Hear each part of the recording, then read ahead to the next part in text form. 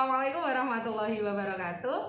Selamat siang, saya Ulfa Rubiati dari SMA Negeri 1 Rembang.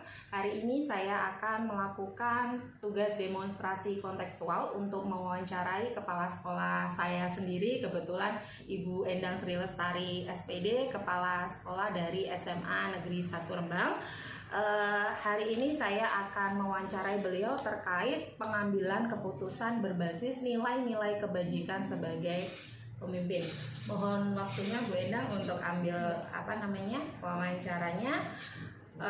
Kebetulan untuk modul 3.1 ini kami ditugasi dari guru penggerak untuk mewawancarai 4 kepala sekolah dan salah satunya adalah kepala sekolah kami sendiri.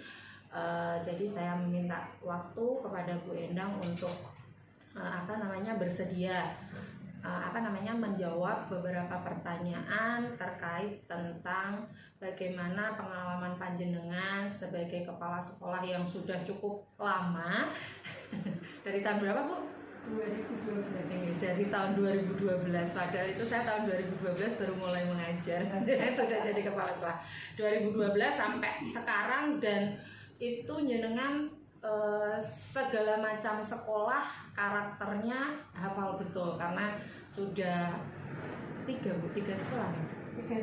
Tiga sekolah dengan di SMA Negeri 1 Rembang ini. Jadi panjenengan punya pengalaman yang luar biasa terkait pengambilan keputusan dari kasus-kasus atau kebijakan yang ada di sekolah tempat panjenengan bertugas.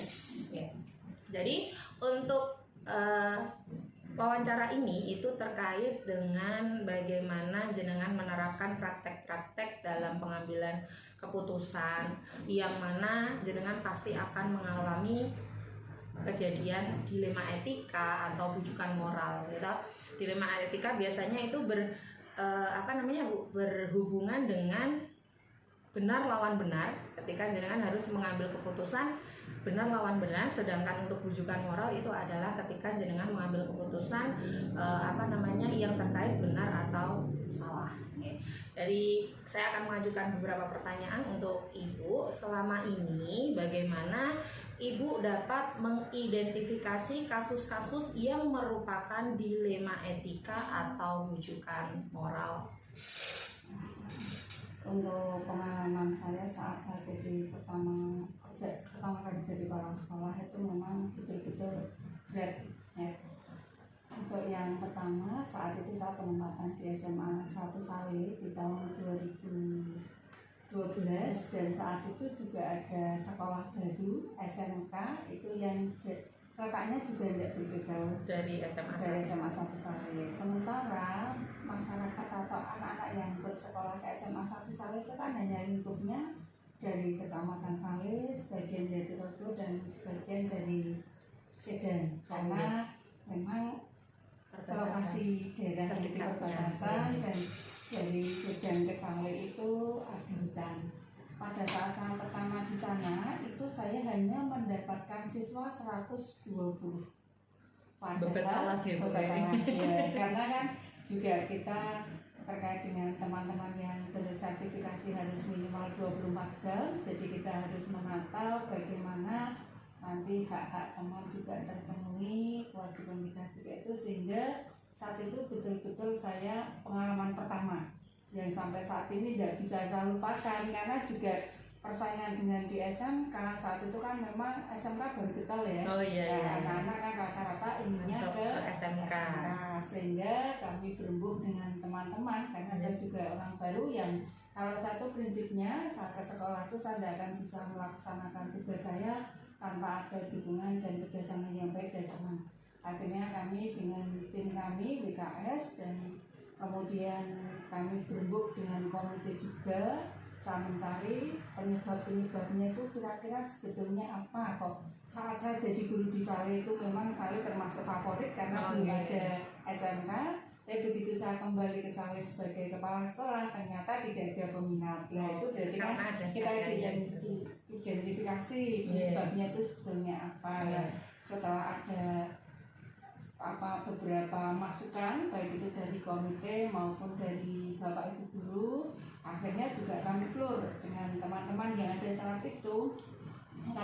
Saat itu kan memang banyak kita bagaimana caranya menarik siswa, mungkin dengan pemberian seragam gratis atau mungkin dengan melawang ke sekolah, kita kerjasama dengan sekolah. Tapi juga kami perlu lagi, kalau kita harus memberikan seragam gratis berarti kan ada iuran, otomatis ada teman yang sependapat, ada yang tidak. Akhirnya saya juga berpikir kalau seperti ini berarti nanti kan ada dua kubu, ada yang pro, ada yang kontra. Akhirnya saya ambil kebijakan yang saat itu belum ada sekolah gratis, tapi saya sudah memberanikan diri untuk memberikan sekolah gratis bagi anak-anak yang memang dia dari keluarga kurang mampu, terkhusus itu saat itu anak-anak dari Tengger itu kita gratiskan. Kemudian pas saat hari jadi kami memberikan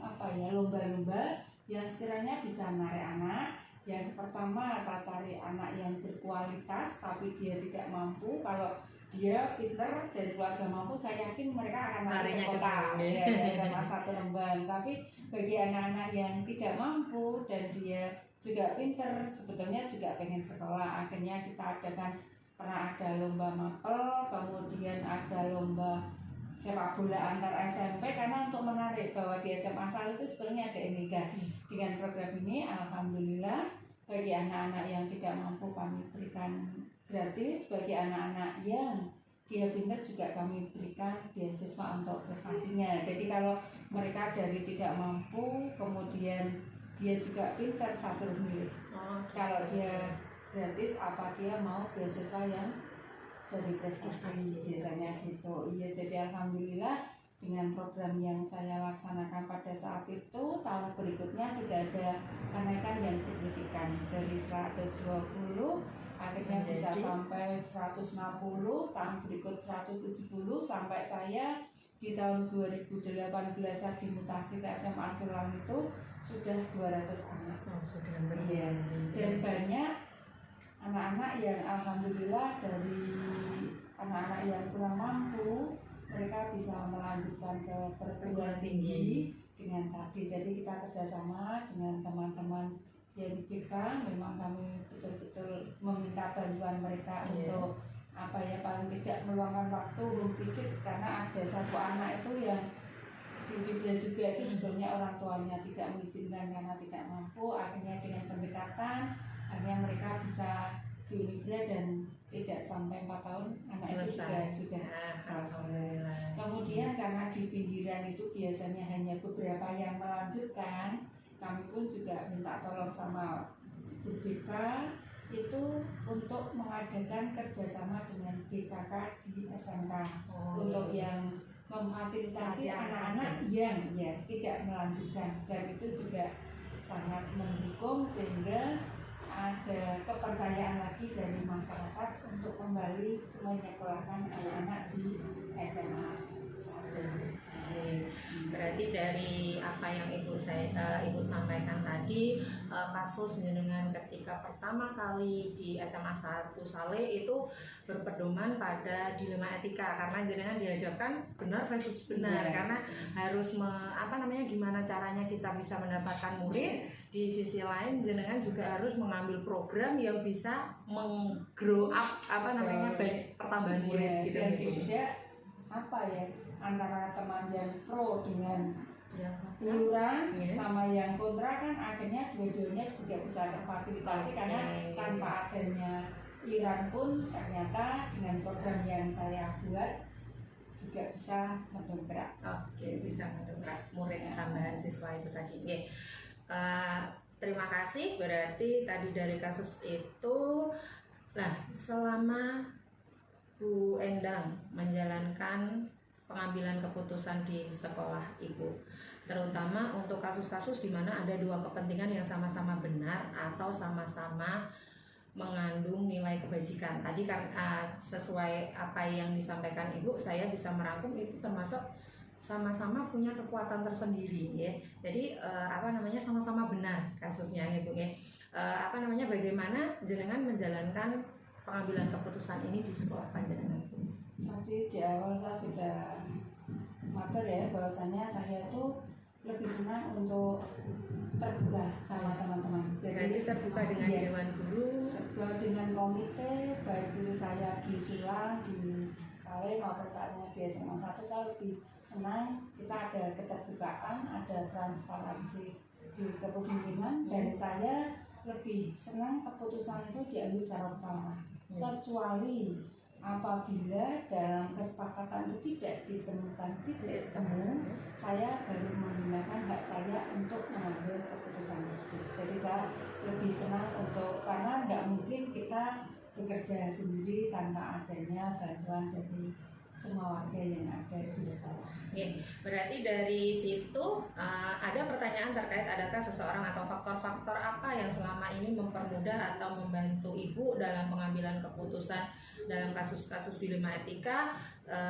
Tadi Ibu sudah sempat menjawab ya, berarti kerjasama dengan Bapak Ibu dan semua warga yang ada, dengan komite, dengan orang tua. Jadi kalau misalnya seperti kemarin terkait kasus dengan sipil misalnya sama satu beban yang awal mungkin pemahaman saya terkait dengan permen dan setelah penyelenggara SKS itu karena saya mungkin awal yang belum pernah masuk di sekolah SKS, akhirnya mungkin ada kesalahpahaman saya dalam memahami. Dengan adanya komunikasi dari orang tua mereka kesini dan kita belajar bareng-bareng, akhirnya bisa kita temukan satu titik temu.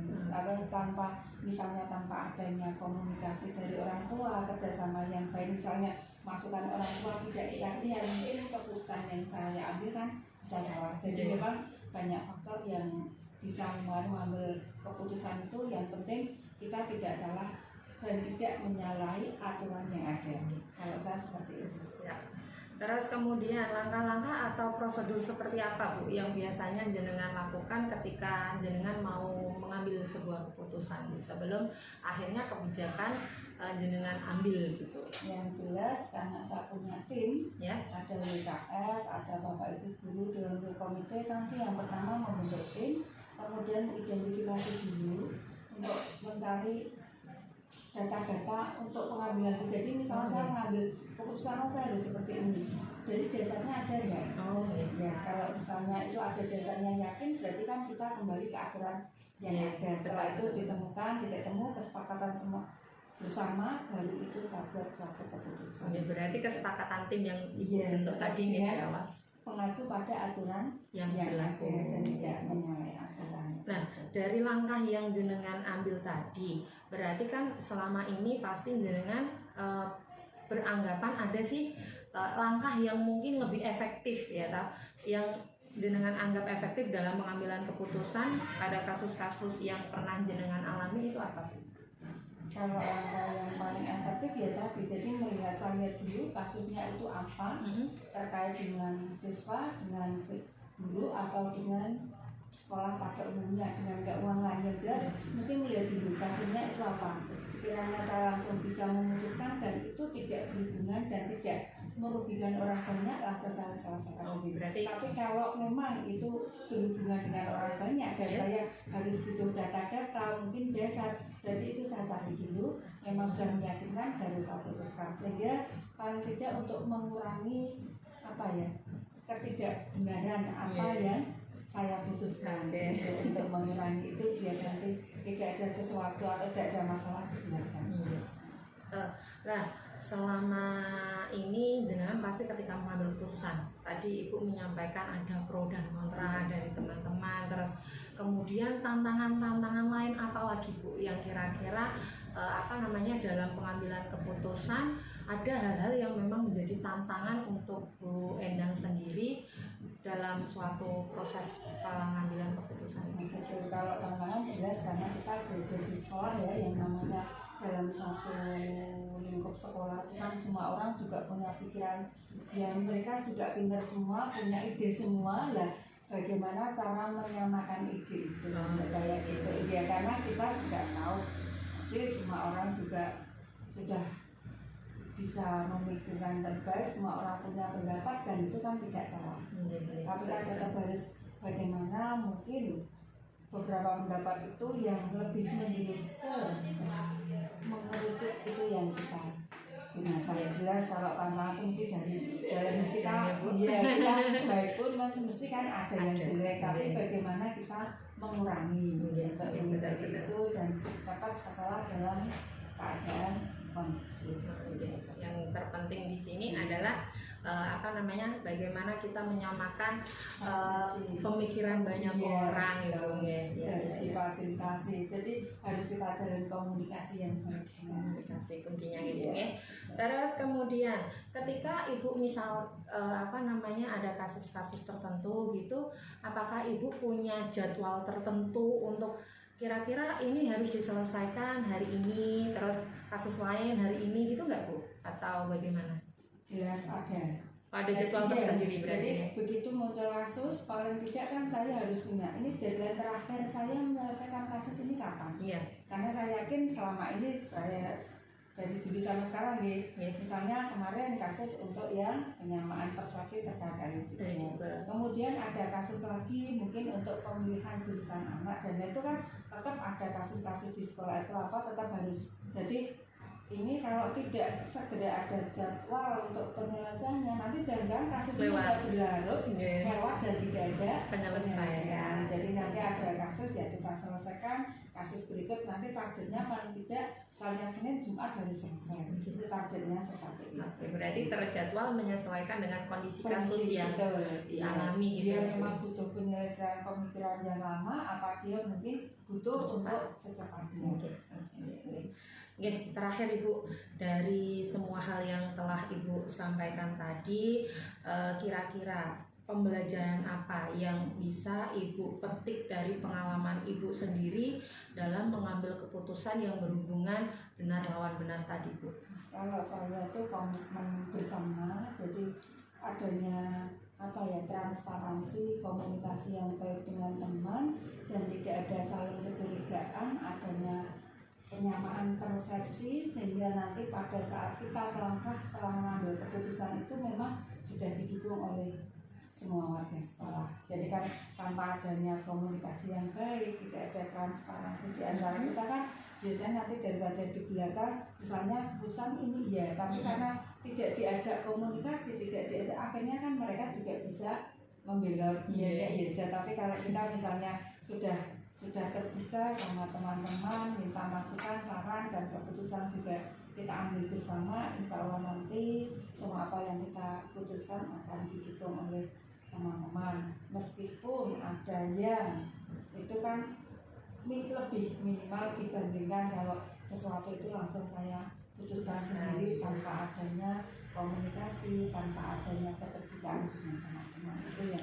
Jadi yang selama ini memang saya datang ke sekolah itu tanpa bantuan dan dukungan dari teman-teman nggak akan jalan, sehingga saya tetap akan mengedepankan musyawarah komunikasi yang baik untuk mengambil suatu keputusan dan saya tidak akan mengambil hak saya sebelum adanya tadi kesamaan, kecuali tadi jika memang tidak bisa diputuskan bareng saya berikan keputusan dari saya. Alhamdulillah, terima kasih sekali, pengalaman yang luar biasa sekali dan ini menjadi pembelajaran untuk saya ke depannya. Meskipun saya nantinya mungkin tidak jadi kepala sekolah, tapi saya sebagai seorang guru, saya sebagai pemimpin pembelajaran di kelas ya Bu ya. Jadi ketika kita harus melakukan pembelajaran itu juga punya deadline, apa yang harus kita lakukan, kasus yang bagaimana yang harus kita selesaikan lebih dahulu. Kita prioritas untuk penyelesaian kasus itu dilihat dari kasusnya. Jadi kalau yang butuh cepat ya harus diputuskan cepat, tapi kalau misalnya yang bisa pemikiran panjang, karena banyak pertimbangan yang perlu diambil untuk memutuskan itu. Terima kasih sekali Bu Endang untuk waktunya. Semoga apa yang kita lakukan hari ini mendatangkan manfaat untuk saya secara pribadi dan nanti untuk teman-teman semua yang juga belajar dari bagaimana kita mengambil keputusan dari sebuah kebijakan tanpa harus meninggalkan nilai-nilai kebajikan yang ada. Terima kasih Bu Endang. Terima kasih. Semoga bermanfaat. Assalamualaikum.